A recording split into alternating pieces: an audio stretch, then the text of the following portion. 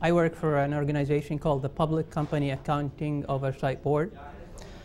My organization is, in one sentence, is simply in charge of enforcing the Sarbanes-Oxley Act, which was created in 2002 after all the accounting scandals. I'm an application security manager there, and my responsibility there with my team is to ensure that whatever applications that we build or purchase are actually secure, or at least they don't present us with an unacceptable risk. In the years that I have spent at PCAOB doing this type of work, as well as prior to that as a security consultant, I've come across a lot of questions about security and the usability of security controls. So a couple of years ago, I started researching this topic and reading about it. And I read probably about 50 different papers and articles that talk about usability, and a couple of books. And what I did with this, what I'm going to give you today, is really a summary of just about what I could find on usability and security. So this topic is very detailed. There's a lot of areas that you can go deeper.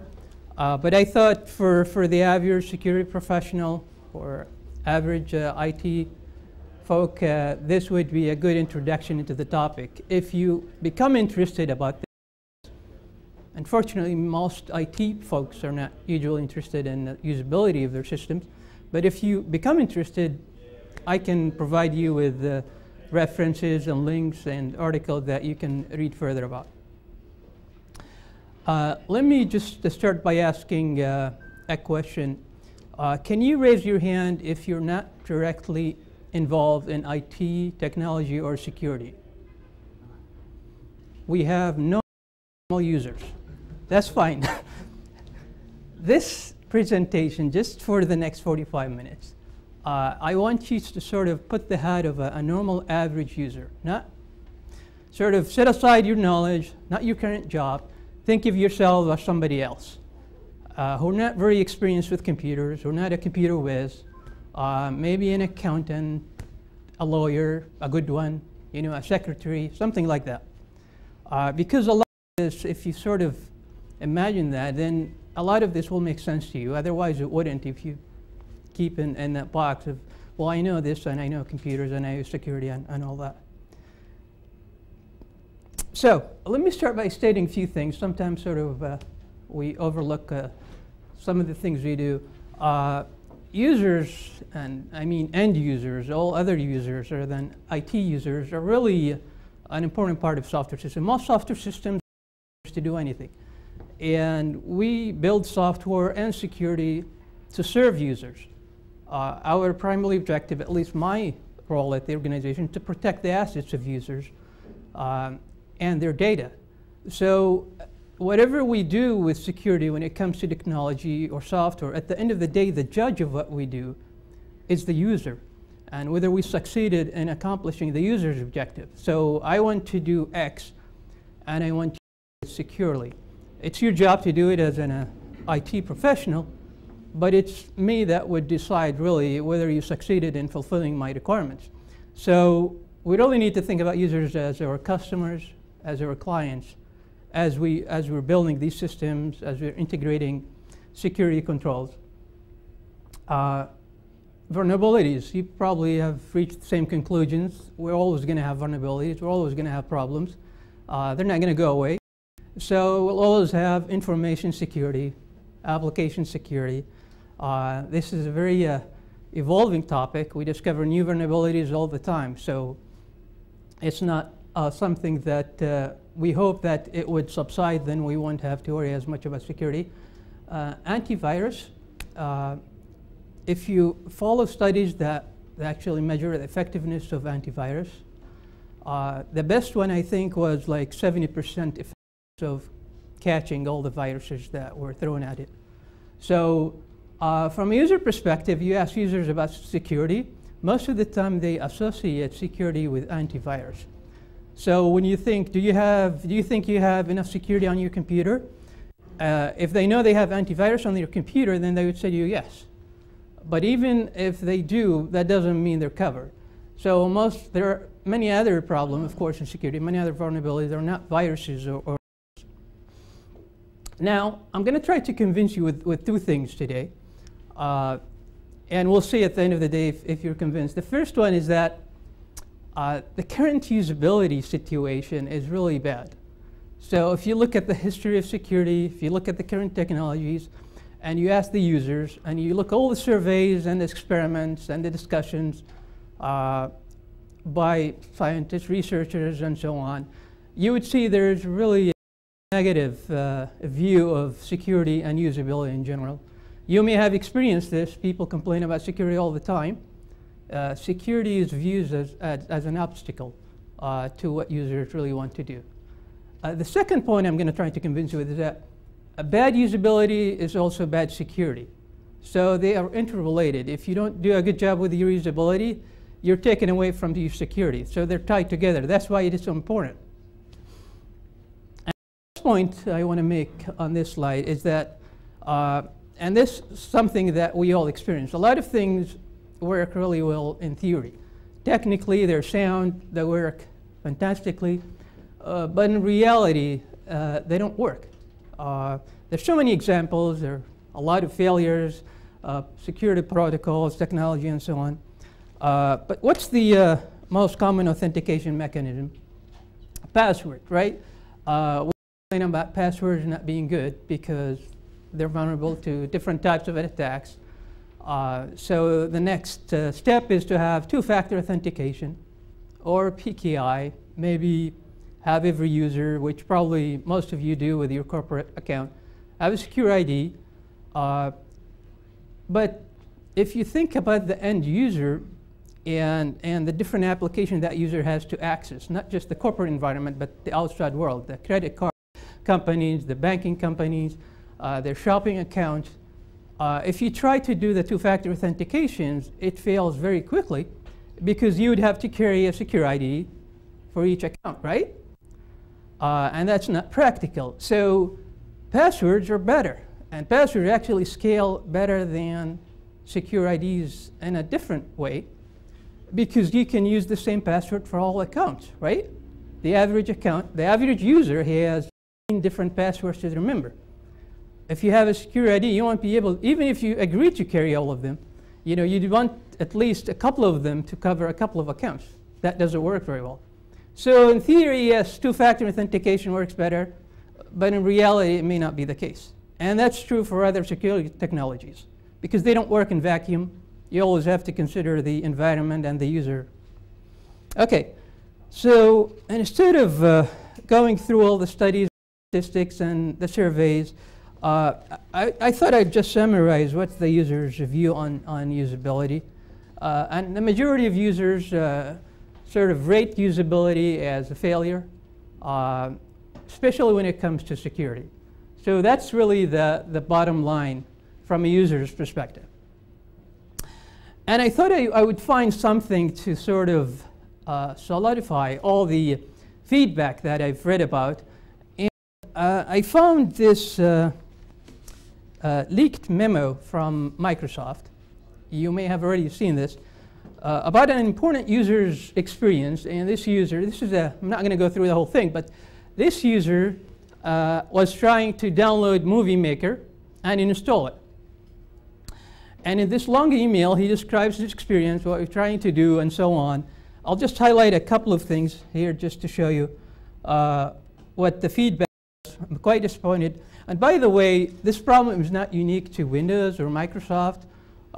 It is spread throughout the software world. So this is a public thing, so I can show it to you. But later I'm going to talk about browser security and so on. But always think that this is just an example, and this applies to other software systems. So I'm quite disappointed how Windows usability has been going forward. And he goes and describes his experience. These are common complaints, actually, by normal users. How long things take and why they take so long. For example, this is so slow, it's unusable. You familiar with that? Okay, so then he tries to get some help. He calls the people in charge and so on. And listen to this one.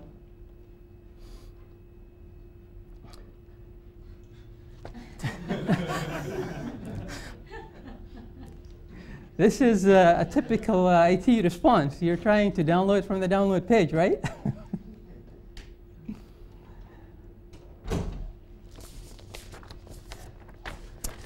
What else? He complained the fact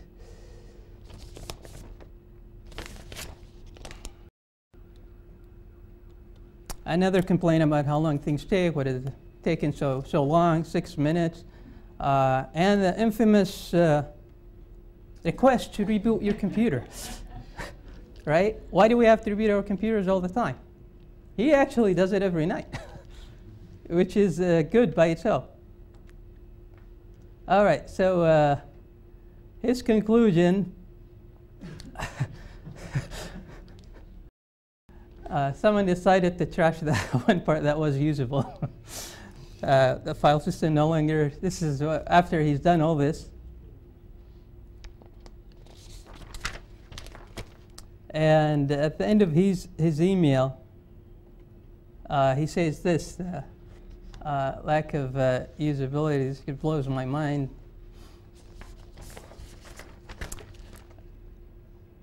So who did this? Who wrote this email? Bill Gates. He actually wrote this whole email. It was part of the lawsuit, that the antitrust lawsuit, and somehow someone found it and posted it online. But it's quite fun to read. But that's really what the user sees, what the user says, done very well by Bill Gates, right? Okay, so who cares about usability? Well, we always complain that software developers are not really trained in security, so they don't do security well. Well, they're not trained in usability. No one really cares about this usability. You can go get a degree, get a master's degree in security, and you would be it would be hard for you to find something that talks about the user and how to do things with an average user. Now, security engineers, as well as software engineers, are different from the average user. So really, if you want to do usability, you don't want to trust them with usability because they do certain things well when they don't do others. So my suggestion, if you're really interested in usability, is to try to find a resource who specializes in usability, who's not a geek or a computer whiz, and who has interest. There's a long-running problem, not just with security, but over time, that has improved over time, is that the software developer or developers will build a system without the user's involvement, and they would give the system to the user. There's so many stories like that. And the user would say, well, this is not what I wanted, right? This is not what I asked for.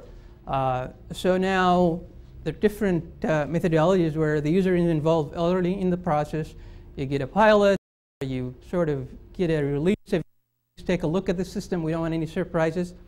But this whole topic of security and understanding, usability and understanding how to make that work, it's still an evolving topic.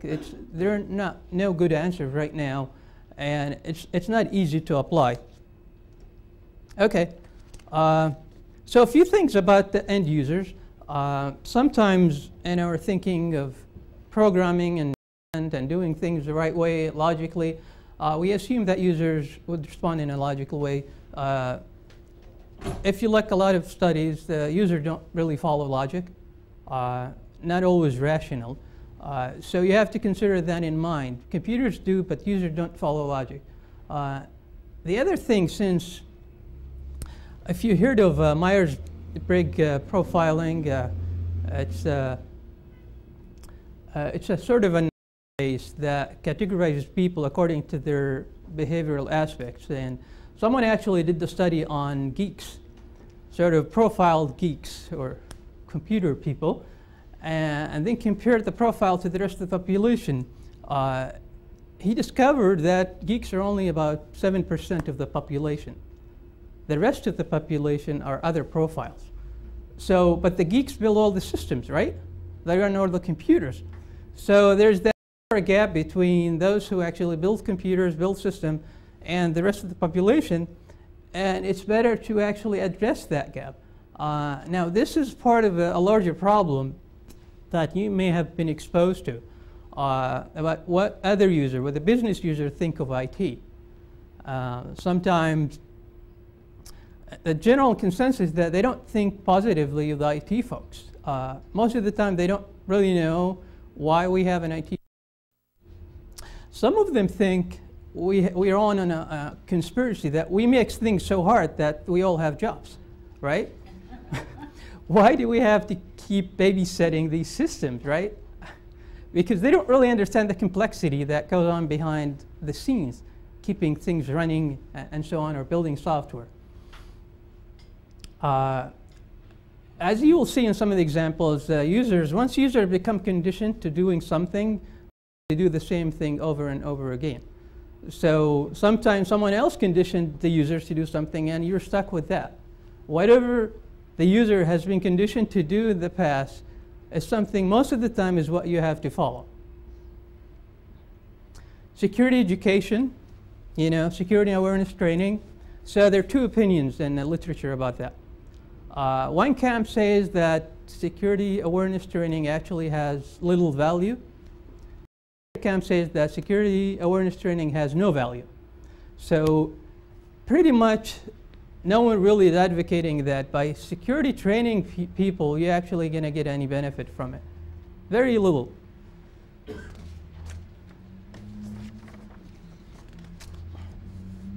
Okay. When users are asked, what do you really want to do? Of course, most of the time, they have a job, software to do their job, and that's what they want to do.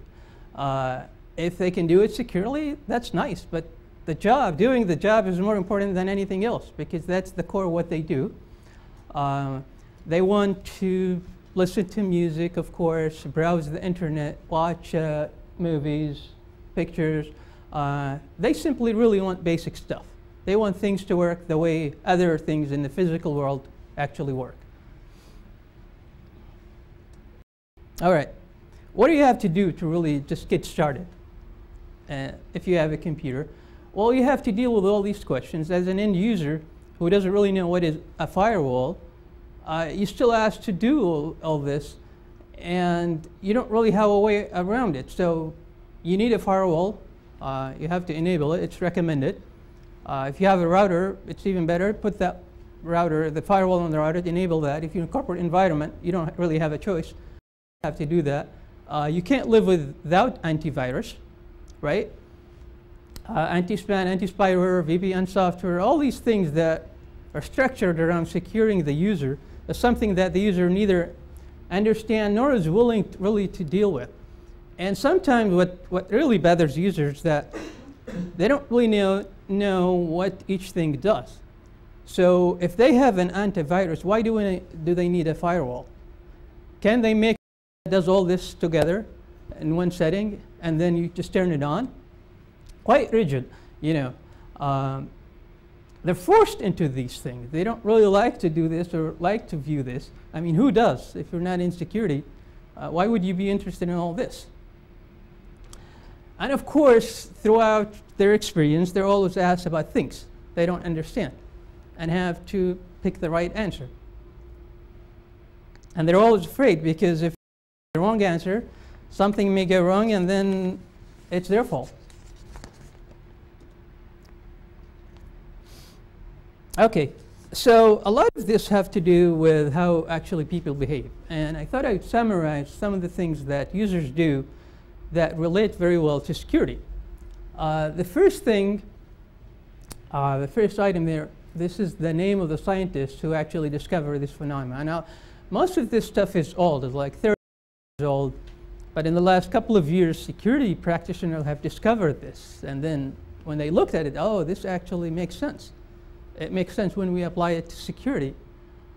So Ernst Lang discovered that once users become conditioned to doing something in a certain way, they like to do that in that way forever. They don't like to change. Now, even if you prove to them if what they're doing is actually wrong or negative to them, and you have a very good argument, they still do it the same way they did it. They like the status quo. So I have a couple of examples about that.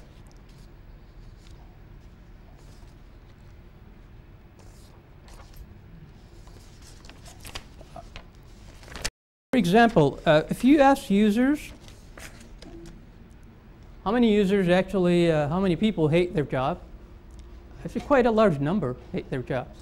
But they wouldn't change it because it's hard to change. It's hard to make them switch to a different job, although they know that it's going to be better for them. The default, this relates to the sort of the default settings. Once they see something or are used to something, this is what they like to do and not change it. So if you can set up your application in a secure manner, and everyone has done that in the past, user would like it to be that way into the future. Another example why people like status quo, for example. In Europe, some countries in Europe, they actually, when it comes to donorship, organ donorship, the policy there is that you opt out, you're automatically approving that your organs will be donated. So in some of these countries, organ donorship is about 80%. Now in the US, it's the opposite. Unless you opt in, nothing will happen. So in the US, it's about 10%. And there are no difference in opinions about organ donorship. It's just that when you fill out the application, the default is different. And that's what makes people choose things differently. Another aspect that people also complain in security is that sometimes security conflicts with etiquette. Like, is it really polite to do this? If you're typing your password and your colleague's standing next to you, do you want to tell him or her, can you look away, please? Don't you to watch my, while I'm typing my password? Or if you enter a building, you have a building, someone right behind you, what should you do? Hold the door or close it? It's polite to hold the door, but maybe not secure. Who knows who that person is, right? Could be someone else. The other thing that humans do is that they're very good at rationalizing things. They can come up with an explanation for just about anything. So when they're asked about security, for example, in one instrument, they were asked after their computers were infected and the infection and the malicious software was doing some weird things that was supposed to be noticed by users. The majority of users were able to explain the changes in the behavior of the computer in a positive manner. Most of them said, well, it runs a little slow, but it's fine otherwise, you know.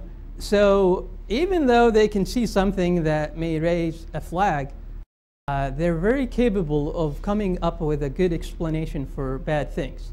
And that's not unique to a group of people. That's sort of a general characteristic of just all humans.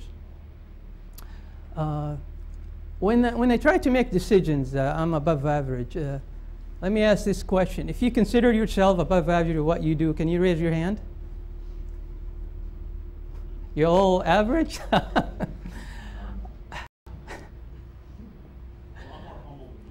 Okay.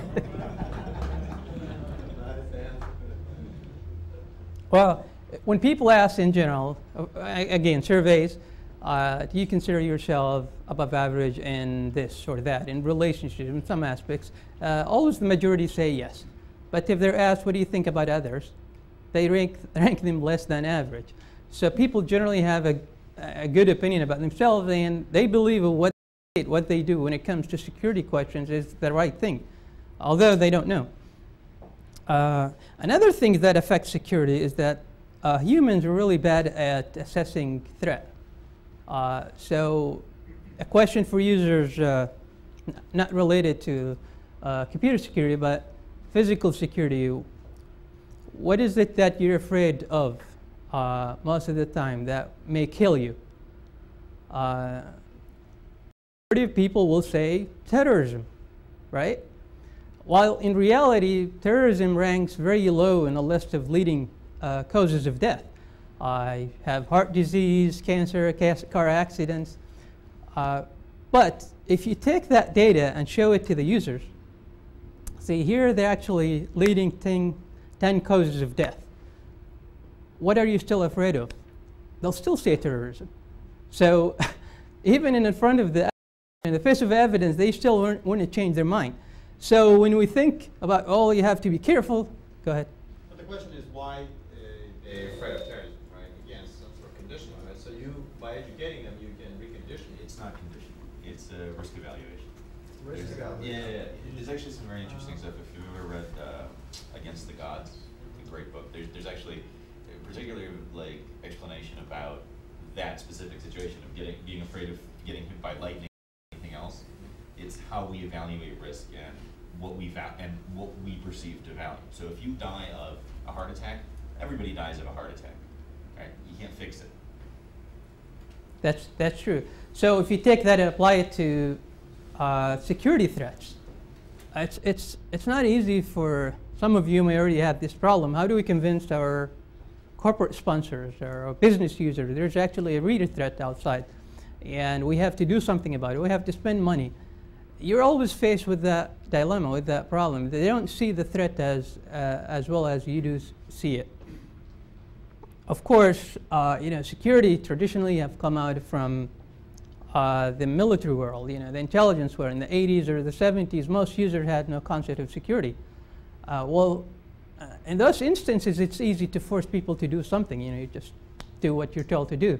The rest of the population don't like to do that. Another important aspect, if you remember, how do you look for an SSL-enabled website? You look for the lock, right? And if it's missing, then it's bad. SSL is not there. One thing that humans do very well is actually detecting positive stimulus, but they're really bad at finding out if something is missing. So if it is there, they'll find it. If it's not there, they won't actually remember to check. So you have to consider that. Of course, goes without saying, they're not interested in finding how things work. All right. So starting with computers, 70s, 80s, initially users had no concept of security, weren't involved, and over time that has gotten more and more. If you remember using DOS, DOS had no security, right? There were no file permissions, nothing really related at all to security. Then you moved on to Windows 95, also no security, no login, nothing of that nature. Then things have changed a lot. So now every website has a password, every mechanism, every application, you have to log into it. You have to have all the software package that I talked about on your computer just to have basic security. Okay. Really lies the problem, and this was said in so many different ways in the literature I looked at, is that a lot of the time, instead of trying to fix a problem, a security problem, we're faced with, well, we can't fix this. What do we do? Well, just move the problem, right? Move it to the user. Let the user answer the question. This doesn't solve the problem. It just shifts the problem. Okay, so security complex. Sometimes when you're designing an application, there are certain things that you have to make a decision on. If you consider the operating system, for example, the operating system is always going through a decision tree about what things to allow and what things not to allow. So whenever something is happening, the OS will look at the file permissions, the user permissions, policy, and all aspects that are stored and make a decision whether to allow that action to take place or not. This is the way really security works. But in a lot of instances, you don't have enough time at the design time. You don't have enough data, actually, to make that determination. For example, if you're trying to download an ActiveX, there's no way ahead of time to know whether that ActiveX is actually a malicious piece of software or not. So you have to wait until it happens and then make the decision at the time. Well, you're not there when the decision has to be made. It's only the user. So we end up really forcing the user to answer the question that we couldn't really answer. Now, is the user qualified to make that answer? Not really. They actually have less data than you do. So you understand more about the browser security, ActiveX security, but the user doesn't understand any of that. So why are you asking the question? And this is common. I mean, we always, I'll show you a couple of examples why we have all these answers. Well, I've looked and the answer to why we keep doing it, it doesn't add much to security, and it doesn't really work. Well, we have to do something first. Can you just let it download or not download? Which way do you want to go? You can't really make that determination. Of course, always in parallel to your software development, product development, there is a lawyer standing by, right? Making sure that to protect the corporate, we're doing reasonableness, due diligence. We did something, we asked the user, we're covered. How many of you ever read an end user license agreement? 2? We never do it again. End user license is a completely different presentation, but they have a lot of stuff that you would laugh at. But they really restrict what the user rights are. That's the bottom of it. And this whole dialog boxes is part of that. We're making progress, of course. You're the user. You know better than anyone else, so you make the decision. We are empowering you, right? All right. The last thing is that sometimes the end user isn't the only user. So who in this room actually likes all the bloatware they load on new computers? No one does. But they still do it because there's a revenue stream. So there are other users, other vendors that they benefit from. It took years, for example, for IE to add the functionality of stopping pop-ups and pop-unders, right? They could have done it a long time ago, but it took them a while because they didn't want to upset someone else. All right, here's the common security dialogue you're faced with, the user faced with all the time.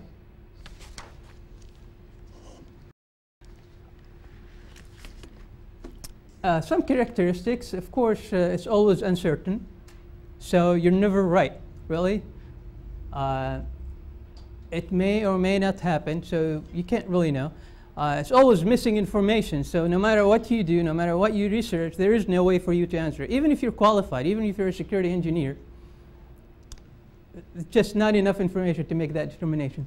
End users, this is just an annoyance. They really read it. They just try to find out which answer is going to get them through it to the next step. A lot of false positives. Is it really valuable? I don't think so. Very costly, because if you consider how many clicks we all have to go through, the population in general, you can imagine how much time we're all wasting on these useless dialog boxes that add nothing, really just to reduce security.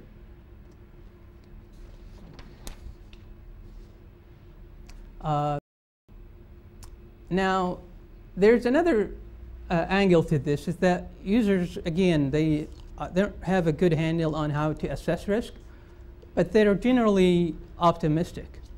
So generally people, let's say you're watching your local news, your evening news, and you see there was an accident today on the intersection you drive through every day. Most users will not think that that might happen to them next day, right? Which it might. Most users think, oh, this is going to happen to the others. So this phenomenon is called optimism bias. Makes it really difficult for users to imagine, well, something may happen to you too. So they ignore these dialog boxes. Users also can't tell which ones are security related, which ones are not. Everything looks the same. All right, let me show you a couple of examples. You got a new computer, you start a new computer. Again, I'm focusing on the browser. The browser is the #1 application, and IE is the #1 browser by market share. But again, this is not unique to Windows or IE. You get this message. This is really asking you, do you want to ever use the internet, right?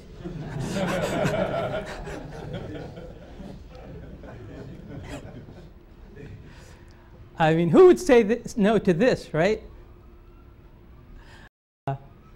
But if you read it, then you wonder, well, if you send information to the internet, it might be possible for others to see that information. But you wonder, as a user, you may think, well, this is actually exactly what I'm trying to do. I'm trying to send an email, post a comment, post my pictures. Why is this a problem? They don't really specify who the others are or why you should actually care. All right. Here's the life equivalent.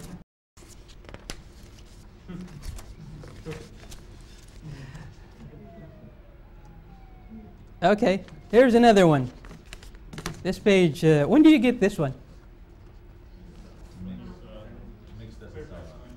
What does it really mean?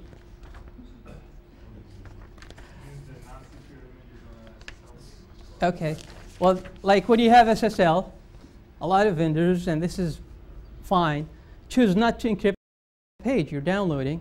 So because encryption is costly, and it makes sense not to encrypt the logo, the useless and userless agreement, But they get asked, this page contains both secure and non-secure items. Is it really non-secure? It's just not being encrypted on the way here, right? You've already trusted the site.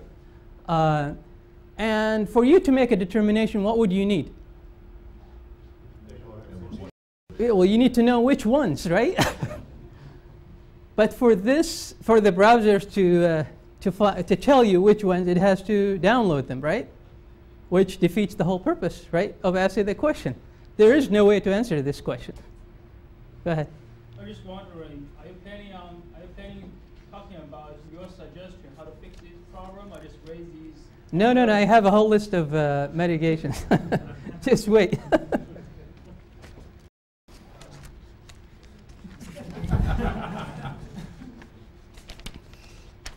All right. Another analogy.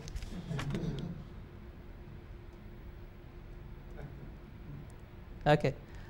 This is something that I took from another user, actually, when Vista came out. Vista is really bad when it comes to security dialogues.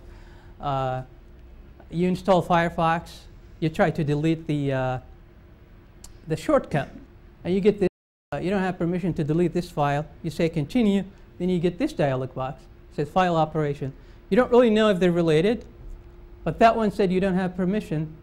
Well, this one says Windows needs your permission to do this. The other thing about Vista, which I don't know if you all know, but is actually these different dialog boxes have colors, and they mean something. So I have a list of them. A blue-green, for example, is a Vista administrative application. Red, Windows group policy. Gray, authenticated signed application. Yellow, not signed application. So just remember to look for that. If you're colorblind, of course, good luck with that. All right. What's unique about this is that you're not even using Internet Explorer. What you're trying to do here is open a file, a zip file on a shared drive. So it gives you a message. Okay. SSL, the most deployed security application, of course. User has really no understanding of how SSL works, how this whole trust application works. They've never really trusted anyone to start with. It's the browser that trusted the third parties. They just click through these these dialog boxes. SSL does encryption of the channel and authentication. Encryption is useful. Authentication part, by most studies, is useless. It adds nothing because users just click through the. So if it was issued by a company you have not chosen to trust. Of course, if you're a smart user, you may try to figure out what's wrong. You open, you say view certificate, you look at the certificate. First tab, nothing really you can see here. Second, a lot of gibberish stuff here. Third, your certificate is okay. So you're good. All right. So how do we improve security? Well, by now you know what doesn't work. So it should be easy for us to figure out what works. The best security is the one that the user doesn't see. All the work on application security, making sure we don't have vulnerabilities is great because it doesn't really translate into something has to worry about. But we're always going to have vulnerabilities.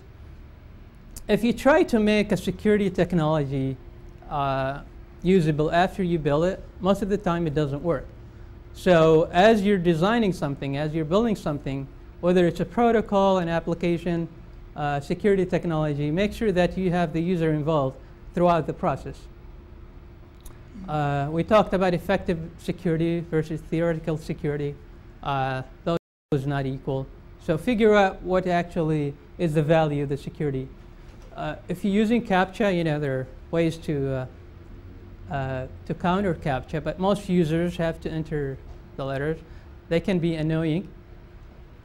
So only really use them when you have to, like after 3 trials of trying to start, you know, create a new account or something like that, not the first attempt. Again, if you keep asking the user for things, they're just going to ignore the question. And when something bad is going to happen, it won't matter. The question won't matter. Of course, shifting the problem to the user is really a bad idea. Now, sometimes you have no choice. You have to ask the question. Well, if you have to ask the question, then make sure that you have enough information in the question that a reasonable user will be able to read and say, yes, I can make a decision on that information. All right. Of course, save defaults. That's what, again, because of user condition and the way users behave, this is what's going to be there most of the time. So ensure that whatever defaults you have in your application are actually the ones that you feel are going to present the user with a secure, an acceptable security from a user perspective. Now, it is an art more than a science, what actually works and what doesn't. And the problem with that is that you may figure out that a certain set of configuration parameters are actually valid for the current situation, for the current threat level. And maybe a year from now, you find out that it's not true. So it is a challenging problem. Do you create a patch that would change the default settings that you had in your application or not? If you sold a router, for example, should you update the firmware and change the settings? How is that going to play? Need a lot of testing around that. If you want, sometimes some application, what they do to avoid the whole yes, no, or OK, cancel problem, or user just ignoring that, is they use more than one choice. If you have multiple choice questions, then you have a better chance of having the user actually look at the dialog box and read it and try to sort of figure out what should I do. But don't put too many choices, right? Then it would be the opposite of the problem of no choices at all. Firefox does this. Sometimes adding a little delay to the dialog box or the message and forces the user to really see the message. Now, this can be annoying, so you have to figure out how long should I show that message. With Firefox, for example, I could download an add-on just to make sure, Firefox making sure that you read what's actually in the dialog. It waits for like 3 seconds. It grays out the install button for 3 seconds and lets you install it. So it's not a bad idea as long as you keep it short, just to force users to read that. This is a big deal. Users' terminology, you know, can't really use certificates and SSL and encryption and that nonsense that users see in these messages because it makes no difference to them. It doesn't make any sense.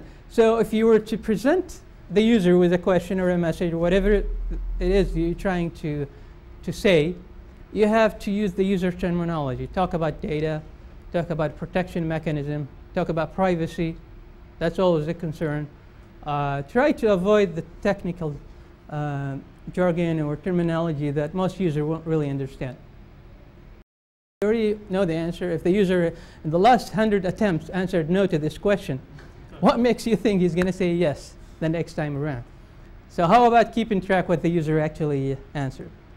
And I'll leave you with this final thought.